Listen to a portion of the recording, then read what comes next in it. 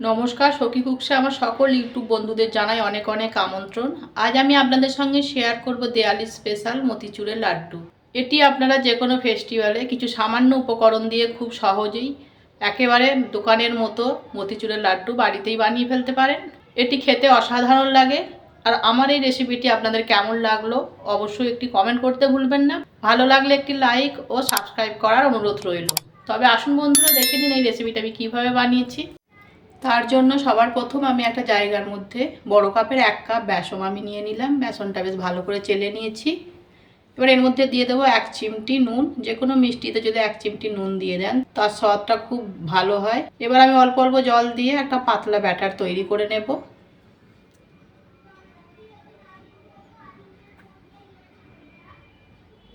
আর বেশ ভালো করে ফেটিয়ে নিতে হবে যাতে এর মধ্যে কোনো রকম লাম্পস না থাকে। আমার এখানে বেসনের ব্যাটারটা তৈরি হয়ে গেছে। দেখুন বেশ পাতলা করে ব্যাটারটা তৈরি করেছি। ঠিক এই রকম ব্যাটারটাকে বানিয়ে নিতে হবে।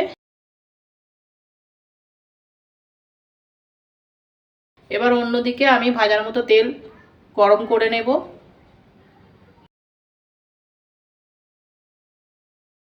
এই দেখুন তেলটা বেশ গরম হয়ে গেছে। এবার এর মধ্যে 1 চামচ করে ব্যাটার আমি তেলের মধ্যে দিয়ে দেব। আর এই সময় অবশ্যই গ্যাসের ফ্লেমটাকে মিডিয়ামে রেখে ভাজতে হবে। একটু টেরা বেঁকা হলে কোনো অসুবিধা নেই, কেন কি এগুলো পরে ভেঙে নিতে হবে। আমি উল্টে পাল্টে মিডিয়াম আঁচে বেশ ভেজে নিলাম। খুব বেশি মুচমুচে বা লাল করার দরকার নেই, জাস্ট ভালোভাবে ভাজা হয়ে গেলেই হলো, যাতে কাঁচা না থাকে। এই দেখুন আমি বেশ উল্টে পাল্টে মিডিয়াম আঁচে ভালো করে বড়াগুলোকে ভেজে নিয়েছি।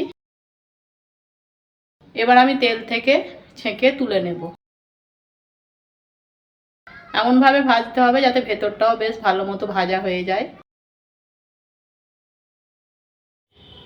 এই দেখুন বেশ নাড়াচাড়া করে আমি বড়াগুলোকে ভেজে নিয়েছি। অবশ্যই খেয়াল রাখবেন যাতে ভেতরটা কাঁচা না থাকে। এবার আমি তেল থেকে ছেঁকে ছেঁকে এগুলোকে তুলে নেব। বাকি যে বেসনের ব্যাটারটা ছিল ঠিক একইভাবে এইভাবেই আমি বড়াগুলোকে ভেজে নেব। এই দেখুন বাকিগুলো আমার ভাজা হয়ে গেছে। এগুলোকে আমি তেল থেকে তুলে নিলাম।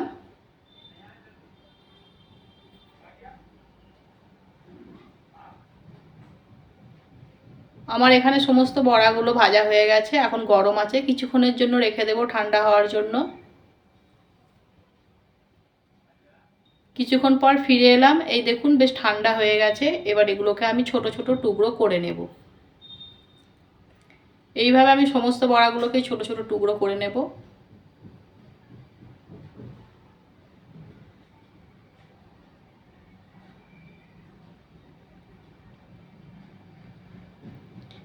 এই দেখুন আমি সমস্ত বড়াগুলোই ছোট ছোট করে টুকরো করে নিয়েছি। এবার আমি একটা মিক্সি জারের মধ্যে এগুলোকে দিয়ে দেব। দিয়ে বেশ ভালো করে আমি ব্লেন্ড করে নেব। পুরো মিহি করে ব্লেন্ড করবেন না, একটু যাতে ব্রেড ক্রাম্বসের মতো দেখতে লাগে সেই রকম ব্লেন্ড করবেন। একটু দানা দানা ভাব হবে তাহলে লাড্ডুগুলো। এই দেখুন ঠিক এইভাবে ব্লেন্ড করে নিতে হবে।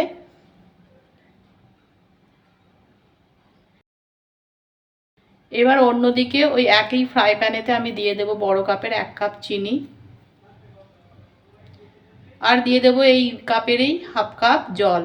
দিয়ে বেশ ভালো করে মিশিয়ে নেব।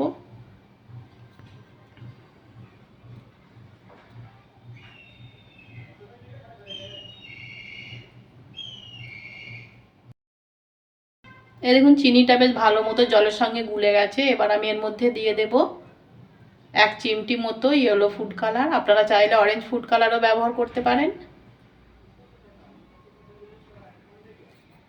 এবার এই ফুড কালারটা আমি বেশ ভালো করে মিশিয়ে নেব।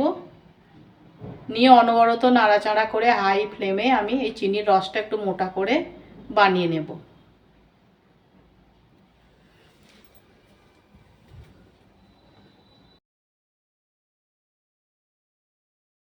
আমি প্রায় 3 থেকে 4 মিনিট অনবরত নাড়াচাড়া করে চিনির রসটা আমি একটু মোটা করে বানিয়ে নিয়েছি। এই দেখুন চিনির রসটা বেশ ভালো মতো মোটা হয়ে গেছে, বেশ চ্যাটচ্যাটে ভাবও হয়ে গেছে। এবার যে বড়াগুলোকে আমি ব্লেন্ড করেছিলাম সেগুলো আমি এর মধ্যে দিয়ে দেব। দিয়ে চিনির রসের সাথে ভালো করে মিশিয়ে নেব।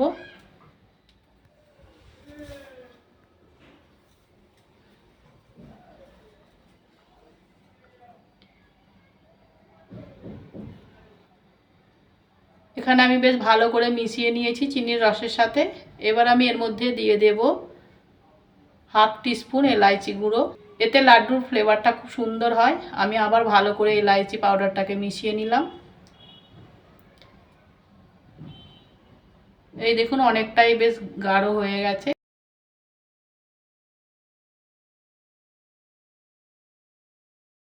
এবার আমি এর মধ্যে দিয়ে দিলাম 1 চামচ ওয়াটারমেলন সিড, দিয়ে বেশ আবার ভালো করে আমি মিশিয়ে নেব।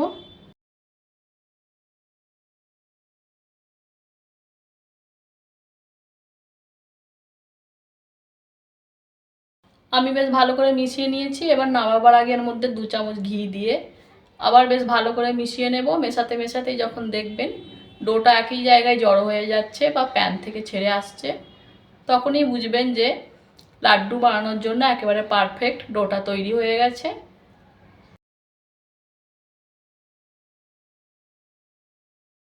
এই দেখুন প্যান থেকে ছেড়ে আসছে আর একই জায়গায় জড়ো হয়ে গেছে, তার মানে আমার এখানে রেডি হয়ে গেছে লাড্ডু বানানোর জন্য ডোটা।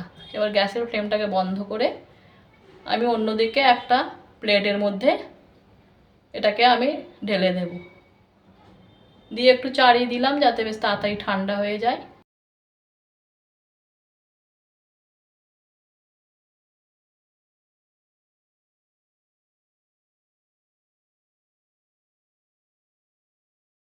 কিছুক্ষণ পর ফিরে এলাম। এই দেখুন বেশ ঠান্ডা হয়ে গেছে। এবার আমি হাতের মধ্যে 1 চামচ ঘি মাখিয়ে নিলাম, নিয়ে এবার এই লাড্ডুগুলোকে আমি পাকিয়ে নেব। এই দেখুন এইভাবে আমি লাড্ডুগুলোকে পাকিয়ে নিলাম। এবার এখানে একটা যে মিষ্টির মধ্যে যে পেপারগুলো থাকে সেই পেপারের মধ্যে আমি একটা লাড্ডু রেখে দিলাম, তাহলেই দেখতে লাগবে একবারে মিষ্টির দোকানের মতো। এইভাবেই আমি সমস্ত লাড্ডুগুলোকে বানিয়ে নেব।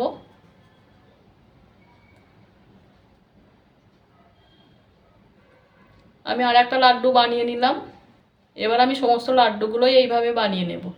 এই দেখুন আমার এখানে তৈরি হয়ে গেল মতিচুরের লাড্ডু।